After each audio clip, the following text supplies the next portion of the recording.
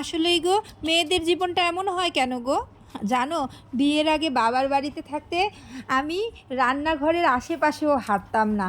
কেন জানো? যদি আমার হাত কালো হয়ে যায়, মা যদি ডেকে বলে এই মনি পেঁয়াজটা একটু কাট, চোখ দিয়ে যদি জল বের হয়ে যায়, ভয়ে ডিম ভাজাও করে খেতাম না। মা যদি করে দিত তবেই খেতাম। আর পেঁয়াজ কাটতে চাইতাম না, আলু কাটতে চেতাম না, কারণ আমি বড় বড় নখ রাখতাম তাই। আর মাও আমাকে না কিছু বলতো না, কিন্তু শ্বশুরবাড়িতে তো ছাড় পাইনি গো। বিয়ের পরে একদম যেন পাকা গিন্নি হয়ে গেছি শ্বশুরবাড়ি এসে। আর এই দেখো, আজকে কিন্তু আমি মায়ের হাতে শেখা, মানে মায়ের বানানো কচু শাক, মা যেইভাবে কচু শাক রান্না করতো ঠিক আমি ওইভাবেই আজকে কচু শাকটা রান্না করব। আর রান্না করার আগে এতগুলা কথা কেন শোনালাম জানো? কচু শাকটা যখন কাটতে গেছিলাম ঠিক মায়ের কথা মনে পড়তেছিল। বিয়ের আগে কচু শাক দেখলে আমি ধারে কাছেও যেতাম না, ওই যে হাত চুলকাবে তার জন্য। আর এইদিকে দেখলে তো কচু শাক রান্নার জন্য আমি কিন্তু অলরেডি কিছু রসুন আর পেঁয়াজ কেটে নিয়েছিলাম। আর শাকটা যখন কাটছিলাম তখন কিন্তু খুব বেছে বেছে শাক কাটছিলাম গো, যেন পোকা মাকড় কিছু না থাকে। আর সুন্দর করে ধুয়ে নিচ্ছিলাম, কারণ এগুলো গ্রাম থেকে তোলা, অনেক সময় নোংরা ফোংরা থাকতে পারে এর জন্য।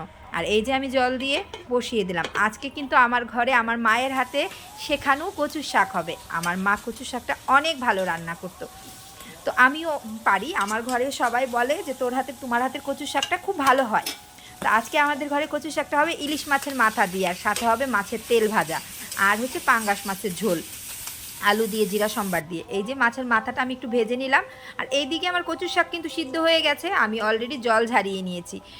জলটা ঝরিয়ে নিয়ে এখন আমি সম্বার দিব। আর কে কীভাবে কচুর শাকটা রান্না করো একটু কমেন্টস করবে আমার দিদি ভাইরা। তো এই আমার রসুন আর পেঁয়াজ তেলে দিয়ে দিলাম, একটু ভাজা ভাজা হচ্ছে, কারণ এখন আমি সম্বার দিব কচু শাকটা। আর সাথে দিব আমি জিরার গুঁড়া, মরিচের গুঁড়া, লঙ্কার গুঁড়া, হলুদের গুঁড়া দিয়ে একটু মশলাটা একটু জল দিয়ে কষিয়ে নিব। কষিয়ে নিয়ে না, মাছের মাথাগুলো না অনেক দিন আগেই ফ্রিজে ছিল, তো যার জন্য আমি একসাথেই মাথাগুলোও দিয়ে দিচ্ছি। একটু কষানো হলেই কচু শাকটা দিব। আর জানো, কচু শাক যত ভাজা ভাজা হবে তত কিন্তু গলা ধরার সমস্যা থাকলে ধরবে না, কেননা জলটা শুকিয়ে গেলেই গলাটাও কম ধরবে। তো আজকে এই কচু শাক রাঁধতে রাঁধতে মায়ের কথা বেশি মনে পড়ছে। মা প্রায় 7 বছর হয়েছে আমাদেরকে ছেড়ে, এই পৃথিবী ছেড়ে চলে গেছে, কিন্তু মা বেঁচে থাকতে আমি কখনো কচু শাক নিজের হাতে রান্না করি নাই, ওই যে হাত চুলকাবে এই ভয়েই তো। আর আমার বর কচু শাক খেতে পছন্দ করে, আমার ছেলে অন্য কোনো শাক খায় না, কচু শাকটাই খায়। কিন্তু মা চলে যাবার পরে একদম যেন পাকা গিন্নি হয়ে গেছি। এখন আর মনে হয় না যে মায়ের হাতে খাবো, এখন যখন যা মনে হয় নিজেই করতে হয়, কারণ আমার তো আর বাবার বাড়ি বলতে চিহ্ন নেই। আর এই দেখো, কচুর শাকটা আমি খুব ভালো করে ভাজা ভাজা করছি।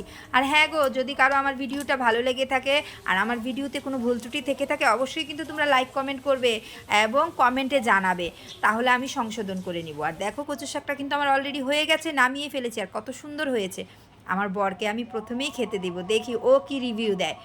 তো আমি একটু কচুর শাক দিলাম, আর একটু হচ্ছে মাছের তেল ভাজা দিলাম, আর হচ্ছে ওই যে পাঙ্গাস মাছ রান্না করেছি, দেখি ও কী বলে। ও খেয়ে যদি বলে গলা ধরে নাই, তবেই আমি খাবার নিব। আগে বাগে বাবা খেয়ে দে, নিজের গলা নষ্ট করব না। তো দেখছি ও খাচ্ছে, তবে ও কিন্তু আমাকে ভালোই রিভিউ দিল। আর তার জন্য আমিও একটু ভাত মেখে নিয়েছি, যে যেহেতু ও বলল গলা ধরেনি, তাহলে আমিও খাই। আমিও এই যে একটু নিলাম। আর আমার ভিডিওটা যদি কারো ভালো লেগে থাকে, অবশ্যই লাইক কমেন্ট শেয়ার করে দিবে প্লিজ। আর অবশ্যই আমাকে ভালো ভালো টপিকস বলবে।